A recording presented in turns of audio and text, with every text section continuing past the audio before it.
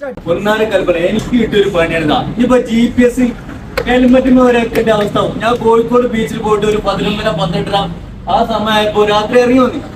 അങ്ങനെ വണ്ടി പോ നോക്കുമ്പോ ഈ സാധനം ഫ്രണ്ടിൽ ഇതാ ഇതിന്റെ ക്ലിപ്പും സ്ലിപ്പും സാധനമൊന്നുമില്ല. പുതിയ ഹെൽമെറ്റ് 2 വെച്ചതാണ്. അതിൽ ഒന്ന് നമ്മൾ ക്ലിപ്പ് ചെയ്ത് വെച്ച് അത് ഊരിക്കൊണ്ടുപോയി. 8000 ആൾക്കാർ അത് എടുക്കണം നേരിട്ട് കണ്ടിട്ടുണ്ടില്ല. ഹെൽമെറ്റ് കൂട്ടിയ ഹെൽമെറ്റും കൂട്ടിയാണ് അമ്മായി ദേശമുണ്ട്.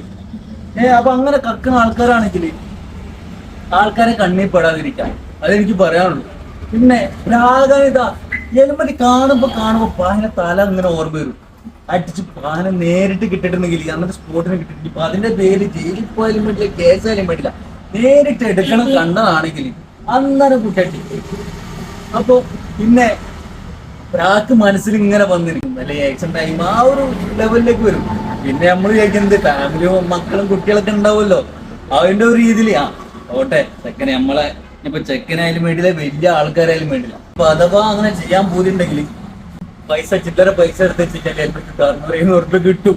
അങ്ങനെ പോയി മേടിച്ചോ, വെറുതെ ജനങ്ങളെ ബുദ്ധിമുട്ടിക്കാം. ഇനി ചെയ്യുമ്പോ ശ്രദ്ധിക്കാം, ആൾക്കാരെ അടിയിൽ പെട്ട് കഴിഞ്ഞാൽ കിട്ടും, പണി നല്ലോണം കിട്ടും. കേസ് കൊടുക്കാനും ഇതാക്കാനും നമ്മൾ പോകില്ല, നേരിട്ടെന്നെ പണി.